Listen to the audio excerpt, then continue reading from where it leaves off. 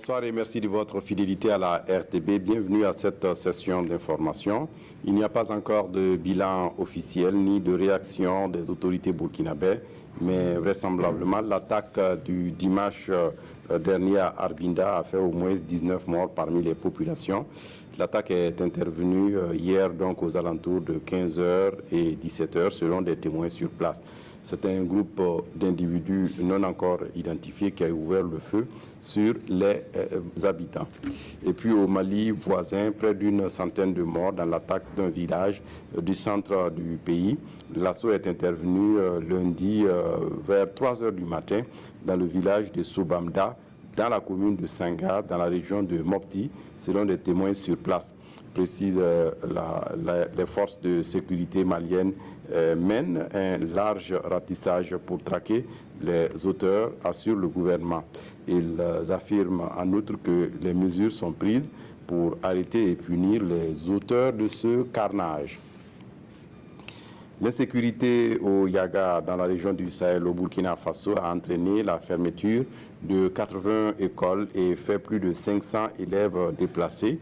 Les autorités en charge de l'éducation nationale au Burkina Faso et les partenaires techniques et financiers sont à pied d'œuvre pour accueillir les élèves déplacés à Seba et qui ont subi des cours intensifs pour leur permettre de poursuivre leur scolarité et de prendre part à l'examen du certificat d'études primaires.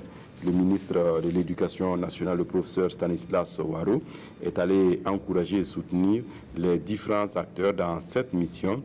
Il les a aussi rassurés du soutien du gouvernement burkinabè. Le Premier ministre Christophe Dabiré, accompagné du ministre en charge de la fonction publique et celui de l'emploi, participe à la 108e session de la conférence internationale du travail en Suisse. Au cours de cette rencontre qui se déroule du 10 au 15 juin 2019, le chef du gouvernement burkinabè prendra la parole le mercredi 12 juin pour décliner les grands axes de la politique gouvernementale pour un plein épanouissement du monde du travail au Burkina Faso. Et pendant ce temps, et outre les questions d'insécurité et de stabilité, le pays reste marqué par un mécontentement profond et ouvert de ceux qui l'État a offert de l'emploi. Et puis, pour terminer, Ouagadougou abrite depuis lundi une rencontre d'experts du patrimoine mondial, une rencontre organisée en prélude à la 43e session du comité patrimoine mondial à Bakou en Azerbaïdjan. C'est en juillet prochain. Il s'agit de se définir une position commune sur les dossiers africains. Cette année, l'Afrique présentera son seul patrimoine culturel et naturel africain, dont les sites de la métallurgie ancienne du fer. Le Burkina Faso peut être fier en tant que président de la région Afrique au sein du comité du patrimoine mondial d'accueillir cette rencontre. C'est tout pour ce flash. Je vous retrouve à 20h pour d'autres actualités. D'ici là, excellente suite de programme. Au revoir.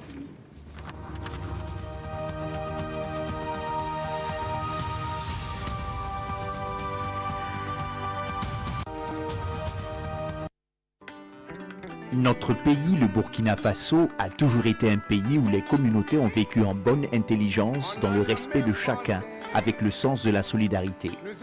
Le Burkinabè, quelle que soit son ethnie, vit en acceptant l'autre. Aujourd'hui, des esprits du mal essayent de semer l'esprit de division entre nous. Ne laissons pas les terroristes détruire notre unité.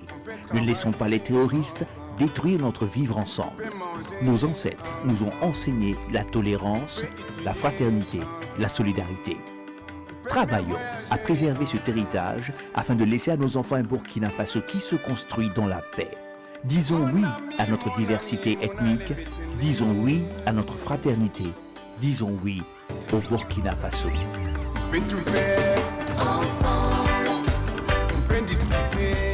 Ceci est un message du ministère de la Communication et des Relations avec le Parlement. Qu'est-ce que vous pensez des robes qu'on a vues hier soir? Moi, je trouve que le noir tirait parfaitement bien. Ah bon? Moi, je préfère le bleu. C'est vivant et avec le modèle. Mais Ada, comment peux-tu dire des choses comme ça? Hein? Regarde un peu le modèle avant de parler.